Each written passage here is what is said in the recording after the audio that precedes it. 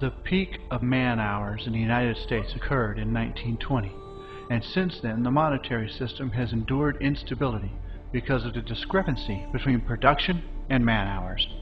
The ever-widening gap between production and man-hours indicates that the easier it is for us to produce more, the harder it becomes to distribute. The reason for this anomaly is that there is a close relationship between total man-hours worked and purchasing power. Most of us receive our income from time on the job in the form of wages or salaries, and declining man-hours usually means declining purchasing power.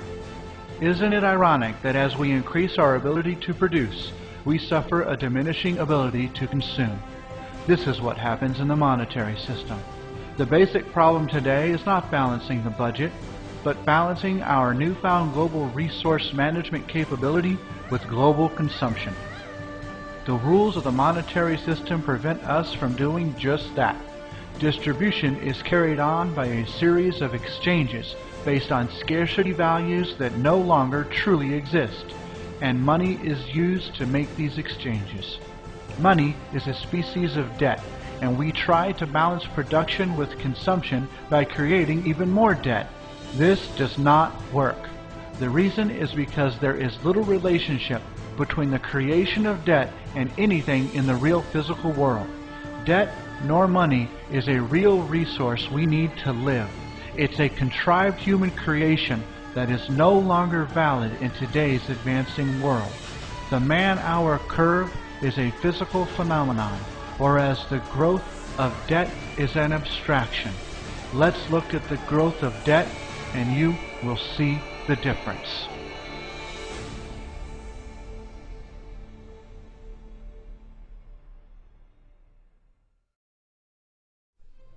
This chart represents total debt in the United States, all debt public and private. From 1860 to the end of World War I, debt was low and growth was slow. Then, after the armistice in 1918, debt moved up rapidly. This was a period called the Roaring Twenties. The reason for this increase in debt was because technology had caught up with us. During the war, we installed more technology to replace the workers that were off fighting the war. Purchasing power dropped, and we could produce more than we could readily sell. Therefore, during this decade, the institution known as installment buying, or buying on credit, came into existence. So even if you could not afford something, you were encouraged to buy it anyway and pay for it out of next month's or next year's income. This meant an increase in debt, but by 1929, something had happened. We had overextended that credit, and the gambling institution known as Wall Street collapsed.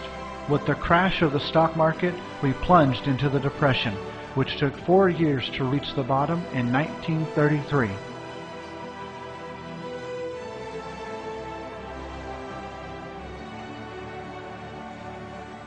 Now the government stepped in because it had to.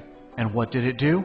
It tried to bolster the failing monetary system by creating more debt. Sound familiar to what's happening now? How did they do this? They began the practice of spending more money than they took in taxes, which is called deficit spending. During the Roosevelt administration, they tried to bolster the economy by giving purchasing power to unemployed people by means of welfare, and failing businesses were also put on welfare, which is called subsidies.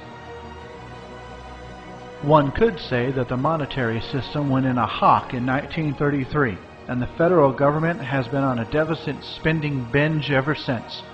Now this infusion of government funds falsely stimulated business, and debt started upwards again.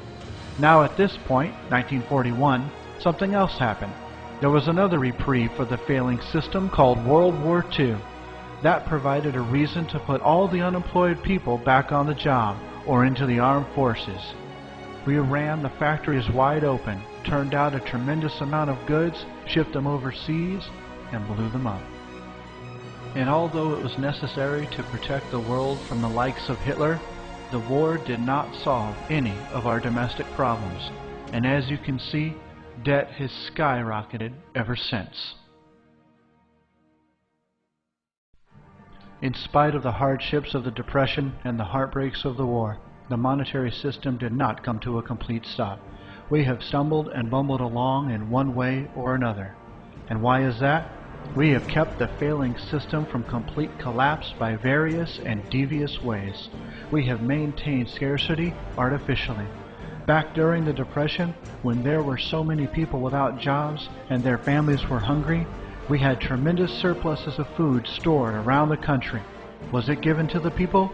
No, because it's not profitable to give away food, even to the starving population. Back in the early 30s, we began the practice of destroying crops or killing off livestock in order to validate the monetary system. We're still doing this today, but more covertly. Since 1933, the government has spent billions of dollars paying farmers not to grow, and they have also tried to curtail the production of corn and wheat for human consumption, most notably on the recent alternative fuel ethanol project, which is a waste of food and not a good alternative fuel to begin with. In the monetary system, when food becomes too plentiful, we limit it. This is to sustain price or value, to keep the system going. And if people happen to be hungry, then it seems to be of little importance to the people making the decisions on how the monetary system works. Industry uses different tactics. They operate on a low load factor, meaning they only run 1 or 2 shifts or shut down completely, even though they have the capability to run 24/7, 365 to produce necessary products. Then there's the more wasteful practice of turning out shoddy merchandise. These inferior products that break down or wear out in short periods of time are created to ensure high turnover. If a company could make something that lasted 100 years, and we do have the materials and technology to do that, they wouldn't do it, because how would they sell the next version? To make more profit. Just look at all the recalls of late on various products like toys, cribs, food, cars, appliances, and more. Destroying all those faulty products ensures scarcity. There are hundreds of thousands of junky products turned out every week in order to assure a high turnover for a fast profit. This is the way the system works.